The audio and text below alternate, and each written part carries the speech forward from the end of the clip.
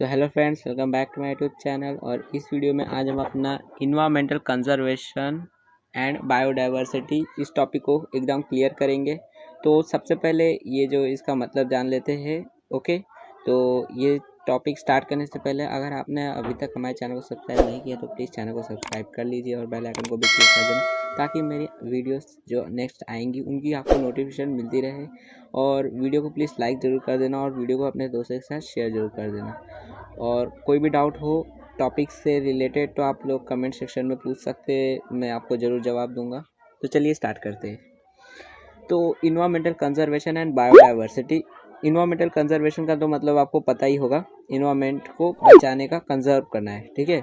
और बायोडाइवर्सिटी मतलब क्या? जो बायोडाइवर्सिटी का मतलब होता है ना, बायो का मतलब देखो, इसको हम ऐसे भी पढ़ सकते हैं। देखो, बायो का मतलब होता है लिविंग ऑर्गेनिज्म और डाइवर्सिटी का मतलब होता है वैरायटी। वैरायटी मतलब आपको पता होगा, अलग अलग प्रकार के जो वैरायटीज़ होते हैं वो। ओके, तो लिविंग ऑर्गेनिज्म में अलग अलग वैरायटीज़ है, उसको बोलते हैं बायोडाइवर्सिटी। जैसे कि हम ह्यूमन्स है, फिर अलग डॉगी हो गए, कैट हो गए, तो वो अलग अलग वैरायटीज़ हो गए। मतलब लिविंग ऑर्गेनिज्म है हम तीनों, मतलब जितने भी लिविंग ऑर्गेनिज्म है, लेकिन सब अलग अलग है। ओके, तो उसको बोलते हैं बायोडाइवर्सिटी। ओके, तो पॉइंट देखते हैं। Most harmful effect of the environmental pollution occur on the living organism। मतलब क्या है कि जो सबसे ज़्यादा जो हार्मफुल इफेक्ट होते हैं इन्वायरमेंटल पॉल्यूशन के, वो लिविंग ऑर्गेनिज्म के ऊपर ही पड़ते हैं। मतलब लिविंग ऑर्गेनिज्म के ऊपर ही सारे जो इन्वायरमेंटल पॉल्यूशन जितने भी हो रहे हैं, उसके जितने भी इफेक्ट है, प्रभाव है, वो लिविंग ऑर्गेनिज्म के ऊपर पड़ते हैं। जितने भी लिविंग ऑर्गेनिज्म, जितने भी जीवित प्राणी, उनके ऊपर पड़ते हैं इन्वायरमेंटल पॉल्यूशन के इफेक्ट, हार्मफुल इफेक्ट्स। मतलब जो नॉन लिविंग है उसके ऊपर कोई फर्क नहीं पड़ने वाला है, खाली लिविंग ऑर्गेनिज्म को फर्क पड़ेगा, इफेक्ट पड़ेगा। Our living world had been richly diverse. Richly diverse मतलब हमारे लिविंग वर्ल्ड में, मतलब पूरे पृथ्वी में ऐसे मतलब अलग अलग वेराइटीज़ भरी हुई है, प्रजाति भरी हुई है। Okay, it consisted of varieties of plants and animal. Biodiversity occur at 3 different levels. मतलब क्या है कि हमारे लिविंग वर्ल्ड के अंदर बहुत सारी डाइवर्सिटी है। ओके, और जो अलग अलग वेराइटीज़ से भरे हुए प्लांट्स और एनिमल्स के, मतलब प्लांट्स भी है उसके अंदर, एनिमल्स भी है, बहुत सारे एनिमल्स है और बहुत सारे प्लांट्स की वेराइटीज़ है हमारे लिविंग वर्ल्ड में। ओके, और ये जो बायोडाइवर्सिटी है इसको 3 डिफरेंट लेवल्स में बांटा गया है। मतलब ऐसे 3 डिफरेंट लेवल में बांटा गया है। तो एक एक जो लेवल है उनको देखेंगे। तो वो सबसे पहला जो है वो है जेनेटिक डाइवर्सिटी। ओके, तो चलिए सबसे पहले हम ये समझ लेते हैं जेनेटिक डाइवर्सिटी क्या होता है। ओके, आपको थोड़ा शोर आ रहा होगा बाजू में, साइड में, तो उसको इग्नोर करो। ओके, तो जेनेटिक डाइवर्सिटी का सबसे पहले हम सिंपल मतलब समझ लेते हैं, वो क्या होता है। तो जेनेटिक डाइवर्सिटी का मतलब होता है जो एक स्पीसीज है, मान लो कोई भी पर्टिकुलर स्पीसीज है, जैसे हम ह्यूमंस हो गए, फिर कोई डॉगी हो गए, ऐसे एक पर्टिकुलर स्पीसीज है। ओके, अब उसके अंदर वेराइटीज़ है, मतलब ये एक स्पीसीज है और उसके अंदर ऐसे डिफरेंस अलग अलग तरीके के वेराइटीज़ है, उसको बोलेंगे जेनेटिक वेराइटीज़। आपको नहीं समझ आ रहा होगा, मैं बताता हूँ। जैसे कि मान लो एक डॉग, बहुत सारे डॉग्स है, ठीक है, पूरे अपने अर्थ में बहुत तरीके के डॉग्स है, अलग अलग प्रजाति के डॉग्स होते हैं। जैसे कि जो आम डॉग होते हैं, स्ट्रिक डॉग्स, फिर एक बुल डॉग होता है। ओके, ऐसा अलग तरह का डॉग होता है, हम उसे देख के बोलते हैं वो बुल डॉग है। ओके, वो अलग तरह का डॉग होता है। फिर एक बॉक्सर होता है, वो अलग तरह का डॉग होता है। फिर ऐसे ही और भी बहुत तरीके के डॉग्स होते हैं। तो वो सब के सब तो है ही एक डॉग ही। ओके, लेकिन उस डॉग के अंदर भी वो अलग प्रजाति है, तो इसको बोलते हैं जेनेटिक डाइवर्सिटी।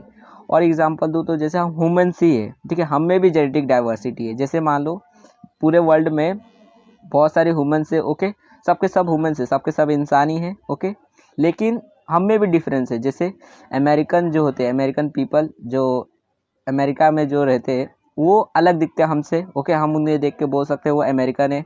फिर हम लोग को कोई देख के बोल सकता है कि हाँ हम इंडियन है, क्यों हम लोग अलग दिखते हैं।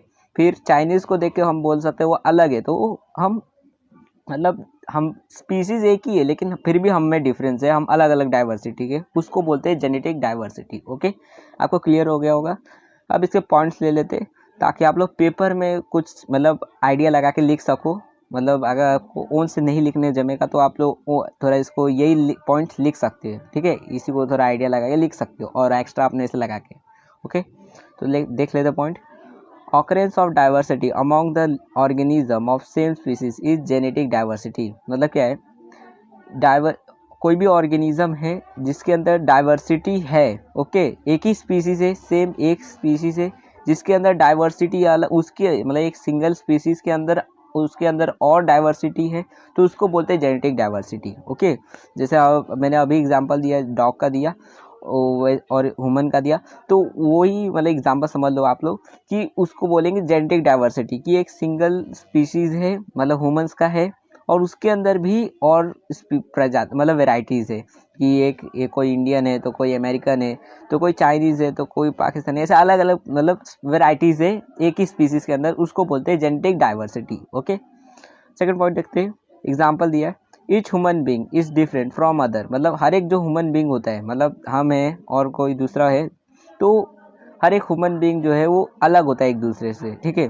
तो ये एक एग्जांपल है जेनेटिक डाइवर्सिटी का। Possibility for wiping out the species arise if there is decrease in the diversity within the species whose member involved in sexual reproduction। इसका मतलब क्या है, आपको कहीं ना समझ आए फिर भी आप लोग समझने की कोशिश करो कि अगर समझ लो कोई भी एक स्पीसीज है, कोई भी एक स्पीसीज है, तो अगर उस एक स्पीसीज में अगर जेनेटिक डाइवर्सिटी ना हो, मतलब अगर वो स्पीसीज सेक्सुअल रिप्रोडक्शन करती होगी, मतलब एक मदर होता होगा एक फादर होता होगा, ऐसी जो स्पीसीज है अगर उसके अंदर अगर जेनेटिक डाइवर्सिटी मतलब कोई भी डाइवर्सिटी अगर नहीं होगी, मतलब अगर दोनों के दोनों में डाइवर्सिटी है ही नहीं, तो उनमें मतलब प्रॉब्लम, वो जो स्पीसीज रहती है वो पॉसिबिलिटी है कि वो जो स्पीसीज है वो विपिंग आउट हो जाएगी, मतलब ख़त्म हो जाएगी, वो जो स्पीसीज जो है वो ख़त्म हो जाएगी अगर उनमें कोई डाइवर्सिटी नहीं रहेगी, तो जो ऑर्गेनिज्म सेक्सुअल रिप्रोडक्शन करते हैं वो, ठीक है, उनके लिए मतलब अगर वो पॉसिबिलिटी है कि अगर वो मतलब डाइवर्सिटी अगर उनमें नहीं रहेगी, मतलब डिफरेंसेस नहीं रहेंगे एक दूसरे अलग नहीं रहेंगे, तो वो पॉसिबिलिटी है कि वो जो स्पीसीज रहेगी वो ख़त्म हो जाएगी। ओके, ये जेनेटिक डाइवर्सिटी का मतलब है। आपको समझ आया होगा, अगर नहीं समझ आ रहा हो तो प्लीज़ थोड़ा स्किप करके वापस देख लो, आपको क्लियर हो जाएगा। ओके, तो अब हम नेक्स्ट देख लेते हैं जो सेकेंड बायोडाइवर्सिटी जो है, जो सेकेंड लेवल है बायोडाइवर्सिटी का, वो देख लेते हैं। तो सेकेंड जो है वो है स्पीसीज डाइवर्सिटी, तो उसको देख लेते हैं। और ये जो स्पीसीज डाइवर्सिटी है वो बहुत ही ज़्यादा इजी है, एकदम सिंपल है, इसको ज़्यादा समझने की ज़रूरत नहीं है, आप लोग एकदम इजीली ओन से लिख सकते हो पेपर में इसको। तो स्पीसीज डाइवर्सिटी का मतलब तो आपको नाम से पता चलता होगा, नहीं पता चल रहा है बताता हूँ। ओके, स्पीसीज डाइवर्सिटी का मतलब तो देखो, स्पीसीज का मतलब क्या, प्रजाति, ओके, और डाइवर्सिटी मतलब क्या, वेराइटीज़। ओके, तो स्पीसीज़ की वेराइटीज़, जैसे हम ह्यूमन है, ओके, तो हम एक स्पीसीज़ है, डॉग है वो एक स्पीसीज़ है, फिर कैट है वो एक स्पीसीज़ है, तो हम सब अलग अलग स्पीसीज़ है, मतलब अलग अलग वेराइटीज़ के स्पीसीज़ है, तो इसे बोलेंगे स्पीसीज डाइवर्सिटी। ओके, ये क्लियर है, एकदम सिंपल है एकदम। अब पॉइंट देख लेते हैं, innumerable species of organism occur in the nature, मतलब अनगिनत स्पीसीज है ऑर्गेनिज्म के नेचर के अंदर, मतलब बहुत सारे अपने पूरे अर्थ पे ऐसे मतलब लाखों करोड़ों स्पीसीज है ऑर्गेनिजम्स के, मतलब लिविंग ऑर्गेनिज्म के लाखों करोड़ों स्पीसीज है जो अलग अलग है, स्पीसीज डाइवर्सिटी उनमें। Okay, this is called as species diversity, इसी को स्पीसीज डाइवर्सिटी कहते हैं, मतलब स्पीसीज में डिफरेंसेस है, अलग अलग स्पीसीज है, उसको बोलते हैं species diversity. Species diversity includes various type of plant, animal and microbes। Species diversity के अंदर बहुत तरीके के मतलब जैसे plants आएंगे, animals सब आएंगे, मतलब इसका मतलब है plants भी आएंगे, animals भी आएंगे और microbes भी आएंगे, मतलब जो सिंगल सेल वाले मतलब बैक्टीरिया से, वो सारे जितने भी है वो सारे के सारे स्पीसीज डाइवर्सिटी के अंदर आएंगे, क्योंकि वो सब एक लिविंग ऑर्गेनिज्म है, एक स्पीसीज है, इसलिए वो स्पीसीज डाइवर्सिटी के अंदर आएंगे। ओके, ये एकदम सिंपल था, स्पीसीज डाइवर्सिटी आपको क्लियर हो गया होगा। अब जो तीसरा और लास्ट जो डाइवर्सिटी है वो है इकोसिस्टम डाइवर्सिटी, तो उसको भी क्लियर कर लेते हैं, और एक बार लास्ट में मैं आपको पूरा एक बार रिव्यू ले लूँ, पूरा एकदम एक साथ ले लेंगे समझने के लिए। ओके, तो इकोसिस्टम डाइवर्सिटी का मतलब क्या होता है, इसका मतलब भी इसके नाम पे पता चलता है। इकोसिस्टम का मतलब पता होगा आपको, मैंने इस पूरे चैप्टर में 10 बार इकोसिस्टम पढ़ा है, तो आपको कहीं पता होगा, नहीं पता होगा तो आप लोग फर्स्ट वीडियो देख लीजिए, उसमें एकदम क्लियरली मैंने इकोसिस्टम के बारे में बताया है। ओके, तो चलिए देख लेते हैं। इकोसिस्टम का मतलब मैं आपको अभी बता देता हूँ। ओके, इकोसिस्टम का मतलब होता है क्या, इकोसिस्टम का मतलब होता है इन्वायरमेंट का जो सिस्टम है, मतलब एक प्लेस है, कोई भी प्लेस, उसको बोलते हैं इकोसिस्टम। ओके, एक प्लेस है, जैसे एक पॉन्ड रहता है उसको भी इकोसिस्टम बोलते हैं, कोई एक हिमालय पर्वत है, ठीक है, तो उसको भी एक इकोसिस्टम बोलते हैं। उसको मतलब कोई भी प्लेस है जिसके अंदर बायोडाइवर्सिटी का इंट्रैक्शन होता है उसको बोलते हैं, मतलब बायोडाइवर्सिटी नहीं, बायोटिक और अबायोटिक फैक्टर्स का इंट्रैक्शन होता है उस जगह को बोलते हैं इकोसिस्टम। ओके, इसका मतलब होता है इकोसिस्टम का मतलब ये होता है। तो मतलब एक कोई भी प्लेस है, जैसे पहाड़ी इलाका है, ओके, पहाड़ी इलाका मतलब बर्फ़ वाला इलाका, ओके, तो वो जो इलाका है उसके अंदर जो स्पीसीज होते हैं, प्रजाति हो, जैसे वैसे मतलब बर्फ़ वाले इलाके में कौन रहता है, पोलर बियर रहते हैं, ठीक है। फिर अगर एंटार्क्टिका में ले ले तो उधर मतलब ठंडी जगह पे एंटार्क्टिका में कौन कौन रहता है, पोलर बियर रहेगा, फिर पेंगुइन रहेंगे, और ऐसे बहुत सारे जो उधर एनिमल रहते हैं वो सारे एनिमल्स रहेंगे, ठीक है। फिर अगर रेगिस्तान ले ले, ओके, डेजर्ट ले ले, तो वहाँ पे कौन रहता है, तो वहाँ पे ऊँट रहेगा। फिर प्लांट्स में ले ले तो कैक्टस रहेगा, ये सारे और एनिमल्स रहेंगे रेगिस्तान में। तो वो रेगिस्तान का जो इकोसिस्टम है वहाँ का डाइवर्सिटी अलग है, मतलब वहाँ के जो एनिमल्स है वो अलग है, और कोल्ड टेम्परेचर जो इकोसिस्टम है वहाँ का डाइवर्सिटी अलग, मतलब वहाँ के ऑर्गेनिजम्स अलग है दूसरे डाइवर्सिटी से, तो इसको बोलते हैं इकोसिस्टम डाइवर्सिटी। ओके, यहाँ पे पॉइंट देख लेते हैं।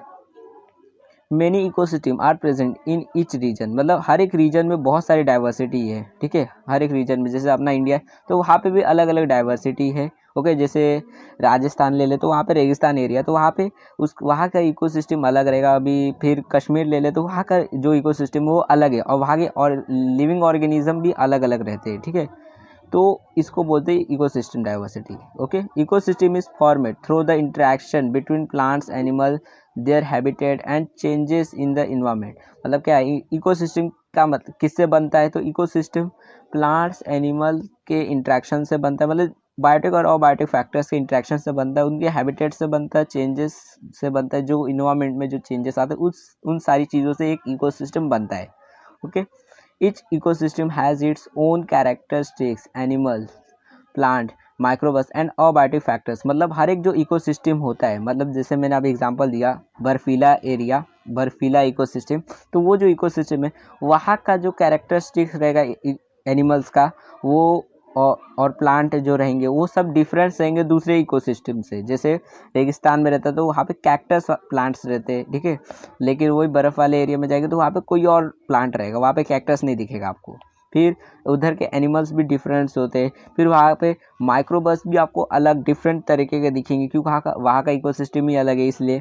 फिर वहाँ के अबायोटिक फैक्टर्स भी अलग रहेंगे, वहाँ पे मतलब डिफरेंट फैक्टर्स आपको अबायोटिक फैक्टर्स दिखेंगे। फिर अलग माइक्रोबस भी रहेंगे, प्लांट्स भी अलग रहेंगे। हर मतलब इकोसिस्टम में अपने कैरेक्टरिस्टिक्स होते हैं एनिमल्स के, अपने प्लांट्स होते हैं, अपने माइक्रोबस होते हैं, अपने अबायोटिक फैक्टर्स होते हैं। मतलब हर एक इकोसिस्टम के अलग अलग मतलब कैरेक्टर्स होते हैं, मान लो, ठीक है।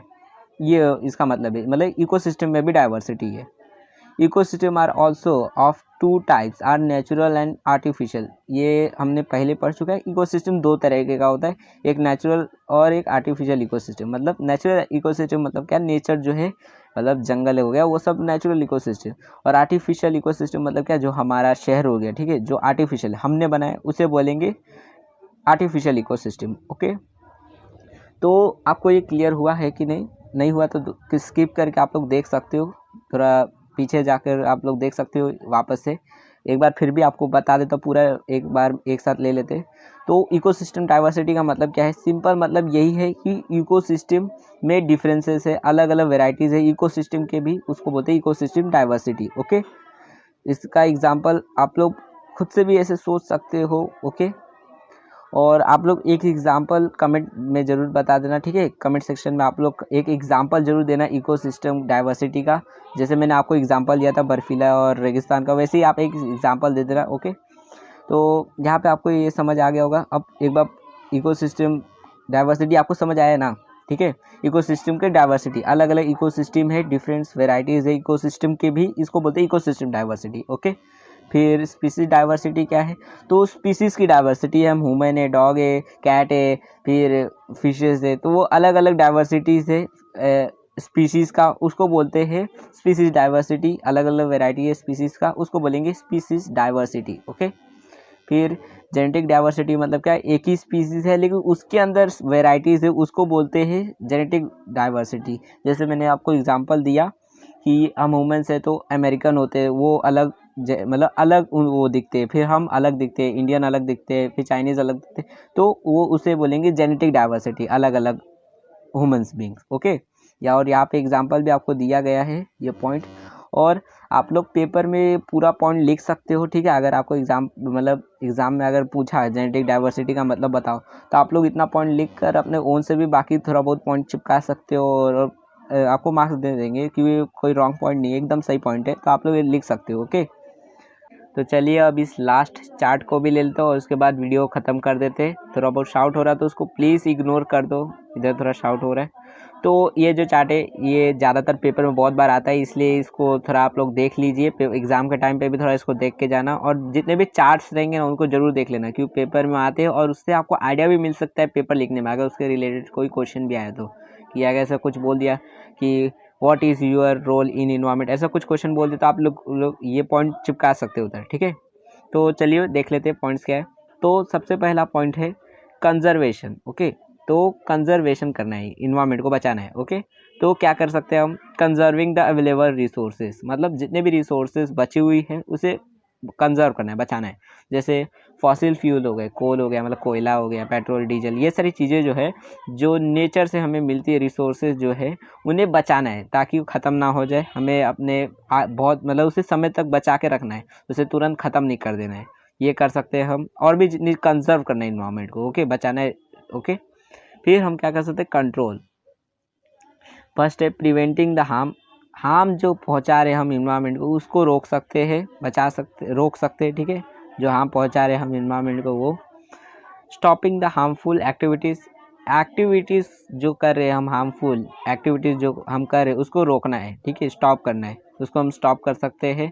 जैसे कि बहुत सारे ऐसे हार्मफुल एक्टिविटीज़ होते रहे, जैसे कि परमाणु न्यूक्लियर बॉम्ब बनते हैं, तो वो हार्मफुल जो एक्टिविटीज़ उन्हें रोकना है, या फिर और भी जितनी भी हार्मफुल एक्टिविटीज़ है उन्हें रोकना है ताकि हम इन्वायरमेंट को बचा सकें। फिर चेंजिंग द माइंडसेट को चेंज करना है। अब इसका मतलब क्या है, तो इसका मतलब ये है कि जैसे कि हमारा एक माइंड सेट होता है, हम मतलब किसी को बोल दिए कि हमें इन्वायरमेंट को बचाना चाहिए, हमें पेड़ नहीं काटने चाहिए, तो उस आदमी का एक मतलब एक बकवास मतलब ऐसे बात बोल देता है कि इससे मेरा क्या फ़ायदा होगा, मतलब इससे मुझे क्या मिलेगा अगर मैंने बचाया तो ये एकदम बेकार जो उसका माइंड सेट रहता है उसको चेंज करना चाहिए। मतलब उसे ये नहीं सोचना चाहिए इससे मुझे क्या मिलेगा, मतलब उससे मुझे पैसा मिलना चाहिए इन्वायरमेंट को बचाने के लिए, मतलब मैं पेड़ नहीं काटूंगा तो उसके लिए मेरे को क्या मिलेगा, ये उसका जो माइंडसेट होता है उसको चेंज करना चाहिए। ओके, और भी ऐसे जो माइंडसेट है उन्हें चेंज करना चाहिए। ओके, ये फिर जो थर्ड पॉइंट है वो है प्रोडक्शन। तो इस देखते क्या है, revival of harmed factors of environment, मतलब जो इन्वायरमेंट के जो फैक्टर्स है जिनको हार्म पहुंचा है उन्हें बचाना है, रिवाइव करना है। ओके, अटेम्प्टिंग इनोवेशन लाना है, इन्वायरमेंट को कैसे बचा सकते हैं उसके लिए इनोवेशन लाना है। ओके, फिर अवेयरनेस, इन्वायरमेंटल कंजर्वेशन के लिए अवेयरनेस फैलाने के लिए क्या कर सकते हैं, तो पहला एजुकेशन की मदद से हम अवेयर कर सकते हैं कि हाँ, जैसे अभी यहाँ पे एजुकेशन के जैसे कि ये पूरा चैप्टर जो है वो एजुकेशन की मदद से हमें इन्वायरमेंट के बारे में बता रहा है कि इन्वायरमेंट को क्यों बचाना चाहिए, ये सारी चीज़ें एजुकेशन की मदद से हमें पता चल रही है, अवेयरनेस फैल रही है। ओके, फिर गाइडेंस, हम गाइडेंस कर सकते हैं, अवेयरनेस फैला सकते हैं, कोई भी चीज़ रैली चीज़ करके अवेयरनेस फैला सकते हैं। और ऐसे ही और भी पॉइंट्स है, तो आप लोग ऐसे 4-5 पॉइंट करके पेपर में लिख सकते हो। फिर प्रिवेंशन, तो पहला क्या है, प्रिवेंटिंग पॉसिबल हार्म, मतलब जो हार्म है जो उसको रोकना है, पॉसिबली मतलब जितने भी पॉसिबल हार्म से जितने भी मतलब हार्म्स पहुंचा रहे हैं हम इन्वायरमेंट को उन्हें रोकना है। फिर डिज़ाइनिंग न्यू प्लान, नए प्लान को डिज़ाइन करना है, मतलब कि हम इन्वायरमेंट को कैसे बचाएंगे आगे जाके, उसके लिए एक प्लान बना के रखना है नया। फिर फैक्टर्स हार्मफुल टू इन्वायरमेंट, मतलब जो इन्वायरमेंट में जो हार्मफुल फैक्टर्स हैं उन्हें हटाना है। ओके, फिर प्रिजर्वेशन मतलब बचाना है। ओके, प्रिजर्वेशन कंजर्वेशन एक ही है। तो preserving whatever has been left over, तो मतलब बचाना है। ओके, मतलब प्रिजर्व करना है, प्रिजर्विंग करना है जितने भी मतलब जो हम जितने भी मतलब इन्वायरमेंट में जितने भी रिसोर्सेज है जो बाहर निकलते जा रहे हैं, ख़त्म होते जा रहे हैं, उन्हें बचाना है। ओके, और फिर ऐसे जितने भी पॉइंट्स हैं सारी चीज़ें आप लोग लिख लीजिए, या फिर एग्ज़ाम के एक दिन पहले ही आप लोग थोड़ा बहुत देख लीजिए ताकि आपको आइडियाज़ आ सके और आप लोग ये पूरे पॉइंट्स लिख सके। और अगर आपको ये पॉइंट्स याद नहीं रहते, ओके, अगर समझ लीजिए आपको ये 2 पॉइंट या कोई भी ऐसे पॉइंट्स याद नहीं रहते, तो आप लोग ओन से भी लिख सकते हैं। ऐसा नहीं कि आपको यही पॉइंट्स लिख देना है, क्योंकि यहाँ पे माय रोल लिखा है, ठीक है, अपना रोल क्या है इन्वायरमेंट में ये लिखना है। तो आप लोग ऐसे जरूरी नहीं है 3-3 पॉइंट लिखे, 2 पॉइंट भी लिख देंगे चलेगा आपको, ठीक है। जैसे यहाँ पे 2-2 पॉइंट दिए तो वैसे 2-2 पॉइंट भी लिखेंगे चलेगा, ओके, जरूरी नहीं 3 पॉइंट लिखे। तो आपको ये समझ आ गया होगा, एक कुछ नहीं है इसके अंदर, बस यही है इन्वायरमेंट में हमारा क्या रोल है। तो इन्वायरमेंट में यही रोल है, हमें इन्वायरमेंट को बचाना है, क्योंकि हम ह्यूमन्स है इसलिए हमें बचाना है। हमें कंट्रोल करना है, जितने भी हार्मफुल मतलब चीज़ें हो रही है उसे रोकना है और माइंड सेट को चेंज करना है। फिर जितने भी हार्मेड फैक्टर्स है उन्हें रिवाइव कर देना है, मतलब वापस से बचा लेना है। फिर हमें नए नए इनोवेशन लाने होंगे इन्वायरमेंट को बचाने के लिए, और अवेयरनेस फैलाना है, फिर प्रिवेंशन करना है और प्रिजर्वेशन करना है, ओके। ये सारी पॉइंट्स है। तो आप लोग के टेक्स्ट बुक में ये जो है चार्ट है, तो आप लोग चाहे तो इसको याद कर सकते हैं, नहीं तो आप लोग ओन से भी लिख सकते हैं, ओके, थोड़ा बहुत, लेकिन फिर भी देख लीजिए ताकि आपको आइडिया है क्या लिखना है हमें, ओके। तो आपको ये टॉपिक क्लियर हो गया, ये मतलब ये चार्ट समझ आ गया होगा। तो यहाँ तक हमने ये आपको पूरा समझ आ गया होगा, इन्वायरमेंटल कंजर्वेशन एंड बायोडाइवर्सिटी, आपको ये पूरा समझ आ गया होगा, ठीक है। Thanks for watching my video, हम अपने नेक्स्ट वीडियो में मिलेंगे, तब तक के लिए अलविदा। वीडियो को प्लीज़ लाइक करना, शेयर करना, वीडियो को सब्सक्राइब, चैनल को सब्सक्राइब नहीं किया तो चैनल को सब्सक्राइब भी कर देना, और कमेंट में ज़रूर बताना वीडियो कैसा लगा, और कुछ डाउट रहेगा तो ज़रूर पूछ लेना, ठीक है। कमेंट सेक्शन आपके लिए खुला है, आप लोग पूछ सकते हो। तो बाय बाय, हम अपने नेक्स्ट वीडियो में मिलेंगे।